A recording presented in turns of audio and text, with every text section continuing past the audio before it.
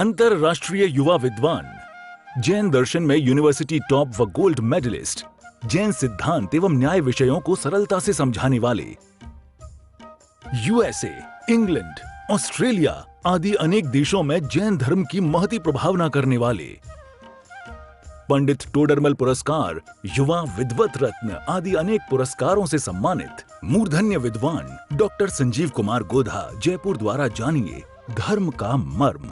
मुंबई के एक साधर्मी भाई की ओर से इन प्रवचनों का प्रसारण किया जा रहा है।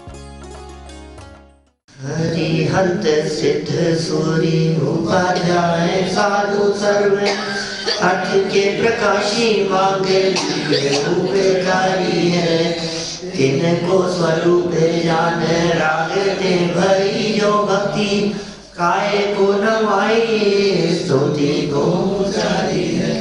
धन धन दिन ही ते काज सब आज भय, कर जोड़े बारे बारे वंदना हमारी है। मंगल कल्याण सुख है सो हम चाहते हैं, ओ मेरी ऐसी दशा जैसी तुमदारी है, ओ मेरी ऐसी दशा जैसी तुमदारी है, ओ मेरी ऐसी दशा जैसी तुमदारी है। क्षत्र चूड़ामणि नामक यह ग्रंथ और जीवनधर स्वामी वैराग्य में चिंतन करते हुए अनंत सुख स्वरूप ऐसे आत्म तत्व के अनुभव रूप अंतरंग प्रमाण की चर्चा यहाँ कर चुके थे और अब आगे लोक अनुप्रेक्षा के चिंतन से हम चर्चा को और आगे बढ़ाने वाले हैं। देखिए 70 नंबर का यह श्लोक है लोक अनुप्रेक्षा, जिसमें जीवनधर स्वामी क्या चिंतन कर रहे हैं। प्रसारितांगी घृणालोक कटिनिक्षिप्त पाणिना, तुल्य है पुंसोर्ध मध्यार्धो विभाग त्रिमरुत्य। हे आत्मन, ऊर्ध्वलोक, मध्यलोक और अधोलोक ये 3 विभाग हैं जिसके ऐसा माने लोक का चिंतन कर रहे हैं। लोक के 3 हिस्से हैं, एक ऊर्ध्वलोक है, एक मध्य लोक है और एक अधोलोक है। ऊर्ध्व ऊपर है, मध्य बीच में है और अधोलोक नीचे है। ये जो लोक है ये मेरू पर्वत के आधार पर बटा है। जितने मेरू पर्वत की हाइट है सुमेरु पर्वत की उतना मध्य लोक की हाइट है। हाँ, और सुमेरु पर्वत से एक बाल के अंतर से उसकी जो चूलिका है उसके एक बाल के अंतराल से ऊपर ऊर्ध्व लोक शुरू हो जाता है। इसको छूता नहीं होता, छूता नहीं, एक बाल का गैप है। हाँ, कुछ भी हाँ, गैप है और उससे वो ऊर्ध्व लोक शुरू हो गया। स्वर्ग नहीं, ऊर्ध्व लोक। फिर मेरू पर्वत के नीचे से जहां जड़ है उसके नीचे से अधोलोक शुरू हो जाता है। 1000 योजन की जड़ है, उस जड़ के नीचे से अधोलोक शुरू हो जाता है। सूक्ष्मता तो बहुत है, लेकिन अभी अपन ज्यादा विस्तार से चर्चा यहाँ लोक के संबंध में नहीं करने वाले हैं, क्योंकि लोक की चर्चा फिर कभी चलाएंगे अपन तो बहुत विस्तार से करेंगे। पहले की भी है अपन ने, जब प्रकरण अपने चले थे तब। देखिए पहली बार ही सुना कि भाई उसके नीचे नरक है। ये भाव ऐसा कि अपना ये पूरा होने के बाद में हाँ। और बीच में थोड़ा सा लोग था, क्योंकि आप बाहर तो सब जगह करते ही हैं। हाँ, लेकिन यहाँ के लोगों को जो कुछ नए लोग आ रहे हैं उनके हिसाब से एक बार पूरे लोग का 2-4-5 कर लेंगे, देखते हैं। उसके बाद वो मोक्ष मार्ग प्रकाशित चालू करेंगे। हाँ, चलिए देखते हैं, बात करेंगे जैसा भी क्या करना है। घनोदधि वात वलय, वात माने होता है हवा, घन उदधि, घनोदधि वात वलय। घन माने बहुत घनी उदधि माने जल, घनोदधि माने पानी और घने पानी से मिली हुई हवा, उसका घेरा, वलय माने घेरा। वापस देखना शब्द क्या है, घनोदधि वात वलय। कितने शब्द हैं इसमें? घन माने बहुत घनापन, हेवीनेस, उदधि माने जल, घनोदधि, घनोदधि घना पानी मिश्रित हवा, पानी मिश्रित हवा, और वलय माने घेरा। ये फर्स्ट है, माने लोक है। इस लोक के चारों ओर, लोक के बाहर नहीं, भीतर सबसे पहले घनोदधि नाम का वात वलय है, बराबर। फिर उसके चारों तरफ घन वात वलय है, और उसके चारों तरफ तनु वात वलय है। इन तीन वात वलयों से वेष्टित, पैर फैलाए हुए, कमर पर हाथ रखा है जिसने, ऐसे पुरुष के समान यह लोक है। घन वात वलय माने घनी हवा, घनोदधि मतलब पानी मिश्रित घनी हवा, और तनु मतलब पतली हवा। तो इनसे ये घिरा हुआ है। और ये लोक दिखता कैसा है कि लोक पुरुष संठान, क्यों साहब 12 भावना के हैं, लोक पुरुष संठान। तो कैसा कहना चाहते हैं कि नीचे से किसी व्यक्ति ने दोनों पैरों को ऐसे फैलाया हो, पैर फैले और हाथ ऐसे कमर पर रखे, पैर फैले हुए और हाथ कमर पर रखे हुए, तो जो पुरुष का संस्थान माने आकार बनता है वो लोक है, वो समान लोक है। माने 12 भावना जो अपन भूधरदास जी की जो 12 भावना बोलते हैं, उसमें बोलते हैं 14 राज उतंग नभ, लोक पुरुष संठान, तामे जीव अनादि से भरमत है बिन ज्ञान। 14 राजू की ऊंचाई वाला, उतंग माने ऊंचाई, 14 राजू। अब राजू तो बहुत, राजू तो राजू ही है, वो नहीं है घर में आने वाला, काम करने वाला, दूध देने वाला, झाड़ू पोछा करने वाला, अखबार डालने वाला, उसका नाम वो नहीं है राजू। तो कौन है ये नाप है। और कितनी बड़ी नाप है कि एक राजू में असंख्यात योजन हो जाते हैं, और एक योजन 4000 मील का होता है, 4000 माइल एक योजन। 2000 कोस का है, माने 4000 माइल समझो। अब उसको किलोमीटर मत बनाओ, क्योंकि फिर वो राउंड फिगर में लेना पड़ता है, 6000 किलोमीटर कहना पड़ता है, लेकिन वो 6400 समथिंग के आसपास कुछ आएगा। खैर इतना बड़ा लोक है और पुरुषाकार है, और अनादिकाल से ये जीव इस पुरुषाकार लोक में परिभ्रमण कर रहा है। देखिए सरल अर्थ देखिए, पल्लियों का सागर होता है वो उससे क्या मतलब है? योजन में बताएं, योजन तो बहुत नीचे आगे चला गया। हाँ तो पल्ले उससे पहले पल्ले आएगा। पल्ले काल की नाप है, सागर काल की नाप है। वो लंबाई है, मैं चर्चा क्षेत्र की कर रहा हूँ, लंबाई है ना, थोड़े लंबाई। क्षेत्र की चर्चा। देखिए सरल अर्थ, यह षट द्रव्यमयी लोक दोनों पैरों को फैलाए तथा कमर पर हाथ रखे हुए पुरुष के आकार के समान है। इस लोक के ऊर्ध्वलोक, मध्यलोक और पाताल अधोलोक, ये 3 भेद हैं। यह लोक घनोदधि वात वलय, घन वात वलय और तनु वात वलय से वेष्टित है। इस शब्द का, इन पंक्तियों का ऐसा अर्थ नहीं समझना चाहिए कि लोक को चारों तरफ से इन वात वलयों ने घेर रखा है। माने ऐसा लगता है, फिर प्रश्न खड़ा होता है कि क्या वात वलय लोक में है या लोक के बाहर है? भाई लोक को घेर रखा है तो लोक के बाहर है क्या? लोक के बाहर नहीं है, वात वलयों की सीमा तक लोक है, उसी सीमा में है। ठीक है। और पूरा का पूरा लोक इन हवा के ऊपर टिका हुआ है, वात वलयों के आधार पर टिका हुआ है। ये जो हवा है, ये हवा स्थिर स्वभाव वाली है, ठोस है, घन है और अपने ऊपर इस संपूर्ण लोक को बांधे रखने में, टिकाए रखने में समर्थ है।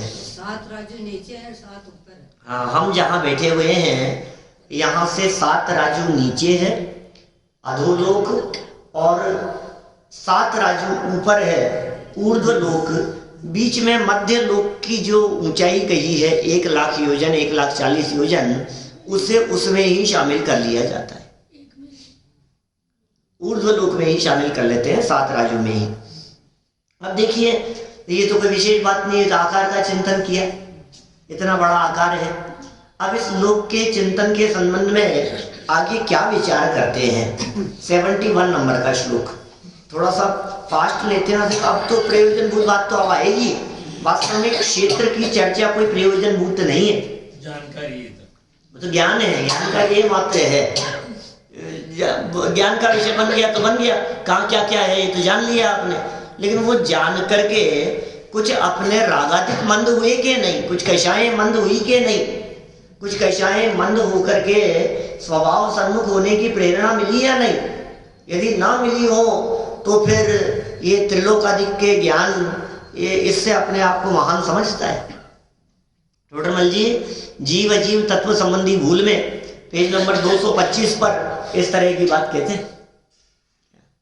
गुणस्थान आदिक, गुणस्थान मार्गणादिक और त्रिलोकादिक के ज्ञान को उपादेय ठहराता है, उपयोगी समझता है, उनके अभ्यास में अपना उपयोग लगाता है, किंतु वीतराग दशा और भेद विज्ञान होने के कारणभूत विषय को नहीं पहचानता। बहुत मार्मिक लाइनें हैं। अभी वहां 3 दिन बहुत सुंदर पूरे मोक्ष मार्ग प्रकाशक के ऊपर विविध विषयों के ऊपर कारंजा में विद्वत संगोष्ठी हुई, बहुत आनंददायक कार्यक्रम रहा वहां। देखिए, प्रयोजन की बात करते हैं, पंडित जी साहब सिखाते हैं यहाँ, जन्म मृत्यो पदे रत्न न संख्यात प्रदेश के लोके नायम प्रदेशोस्ति यस्मिन्नाभूरनंदशः। क्या कह रहे हैं? हे आत्मन, जन्म मरण के स्थान स्वरूप असंख्यात प्रदेश रूप इस लोक में ऐसा कोई भी प्रदेश नहीं है जिस प्रदेश में तू अनंत बार न जन्मा मरा हो। ये है भाई साहब वैराग्य की बात, ये है बात विचार करने की।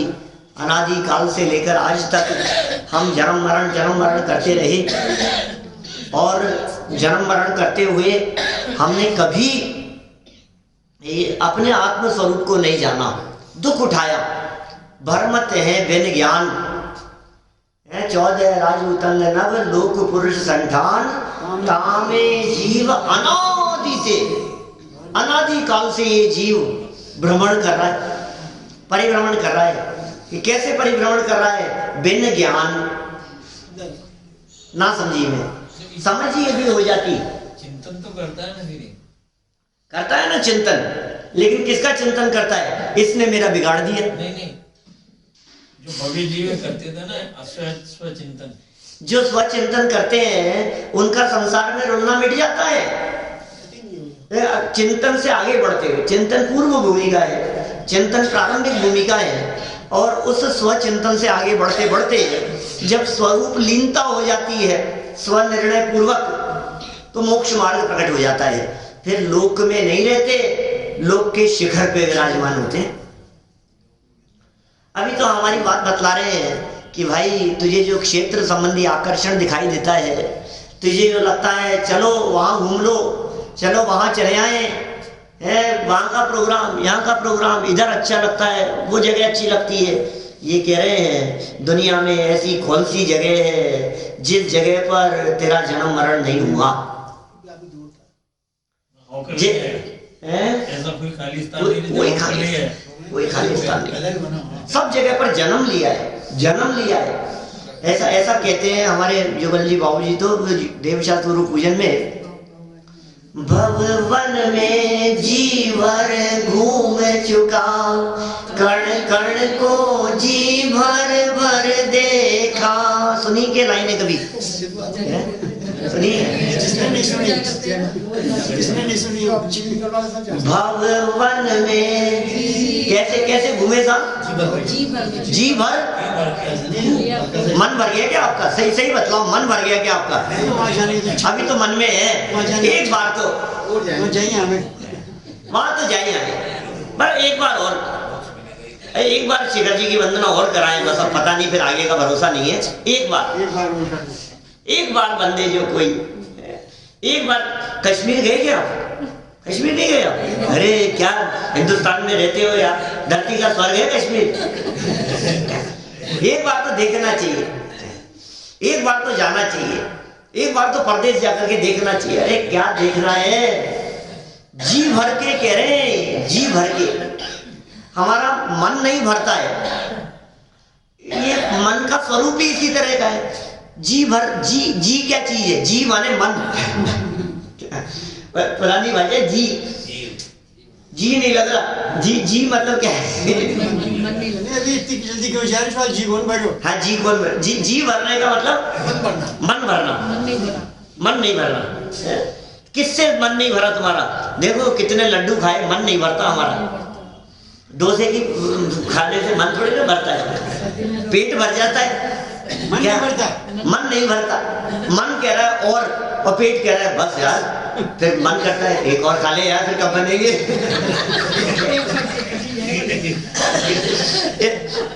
मन ये जी भर भर करके, और कह रहे देखा हमने, जी भर भर करके देखा। और किसको? कण कण को। ये गजब कर दिया उन्होंने, कण कण को जी भर भर करके देखा। ऐसा भी कभी होता है क्या दीपेश जी? कभी ऐसा हुआ है अपने इसका कण कण देखा क्या आपने? इसका इस पलासने का इस कण को देखा क्या? आप जहाँ बैठे हैं मास्टर साहब, आपने इसका कण देखा नीचे, जहाँ कौन सी जगह है, उस जगह को इतना बारीकी से, उस कॉर्नर को देखा क्या? जैन साहब कितने साल हो गए आपको आते हुए? उस कॉर्नर को देखा आपने नीचे, उसको जी भर के देखा? यहाँ आते हुए भी नहीं देखा, तो फिर कैसे कह रहे हैं? झूठ बोल रहे हैं क्या?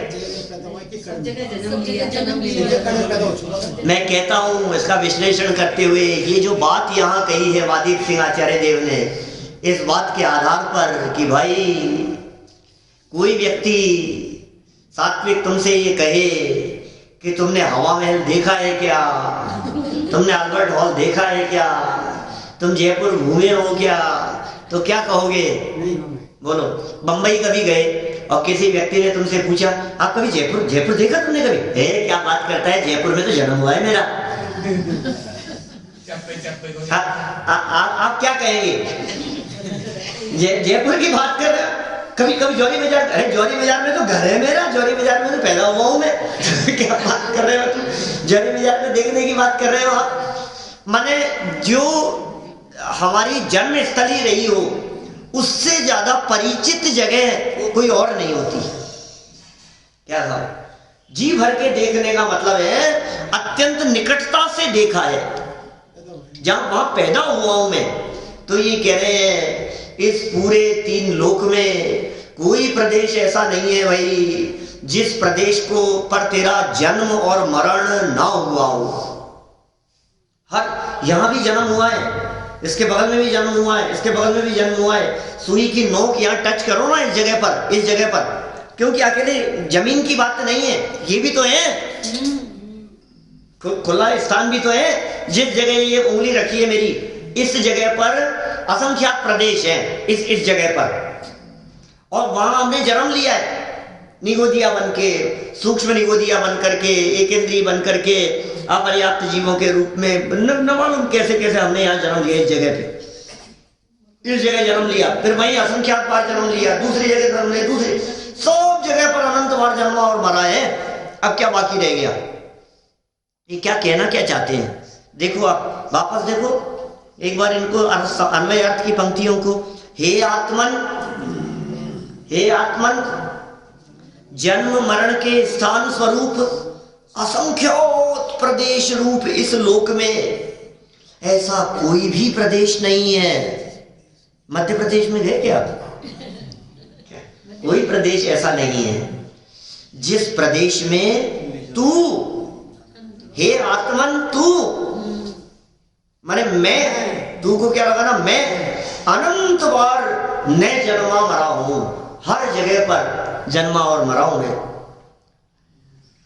हे सरलार्थ देखो, हे आत्मन, जन्म और मृत्यु के स्थान स्वरूप इस लोक में ऐसा एक भी प्रदेश शेष नहीं है जिस प्रदेश में तुमने जन्म नहीं लिया हो और मरण भी नहीं किया हो। जन्म भी और मरण भी। क्षेत्र परावर्तन की चर्चा की थी हमने, बहुत दिनों तक चर्चा चली थी एक एक परावर्तन के संदर्भ में। बाहर वहां बैठ करके होता था व्याख्यान, कार्तिकेय अनुप्रेक्षा पढ़ते समय जो प्रकरण आए थे। अरे आप कल्पना करो, ये क्षेत्र परावर्तन कितना बड़ा है। पंच परावर्तनों पर है वैसे मेरे प्रवचन, उसमें यूट्यूब पर है, मंगलायतन में लिए थे, शायद 3 प्रवचन है, 3 प्रवचनों में पंच परावर्तन की चर्चा की थी। यहाँ तो कोई काफी दिन चला, मैंने 15 दिन से ज्यादा चला, कार्तिक अनुप्रेक्षा में बहुत दिनों तक चलाया है। अपने को लगता है कैसे होगा, उनको पूरा करना आसान काम नहीं है। अभी तो क्रम से पूरा करने की कहते हैं, ये तो पूरा ही नहीं होता।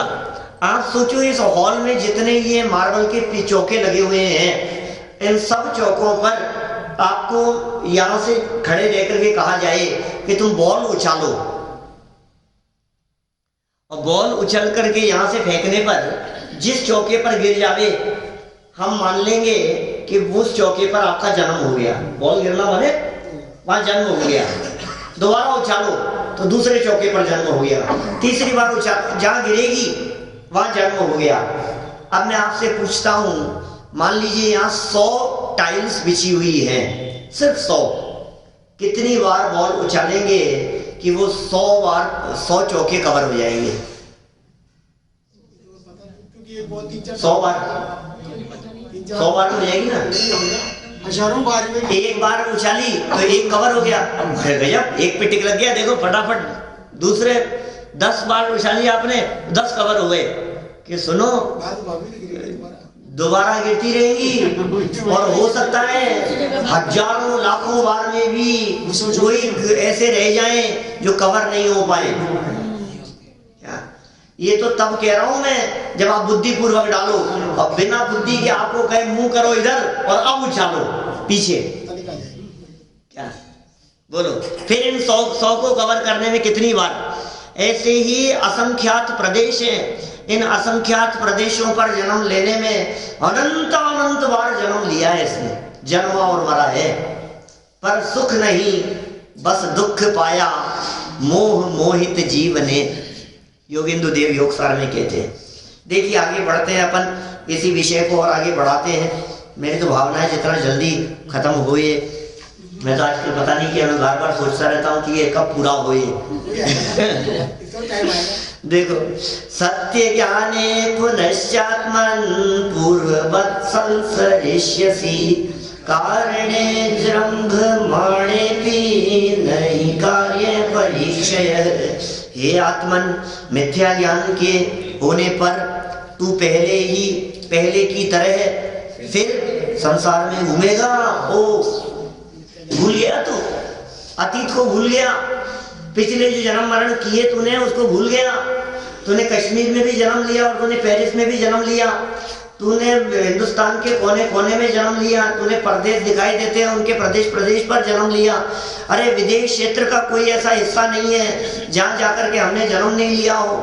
स्वर्गों में कोई ऐसी जगह नहीं है जहाँ जन्म मरण न किया हो। नरकों में जाकर दुख भी अनंत बार भोगे तो स्वर्गों में जाकर के भोग भी अनंत बार भोगे। मुंबई के एक साधर्मी भाई की ओर से इन प्रवचनों का प्रसारण किया जा रहा है।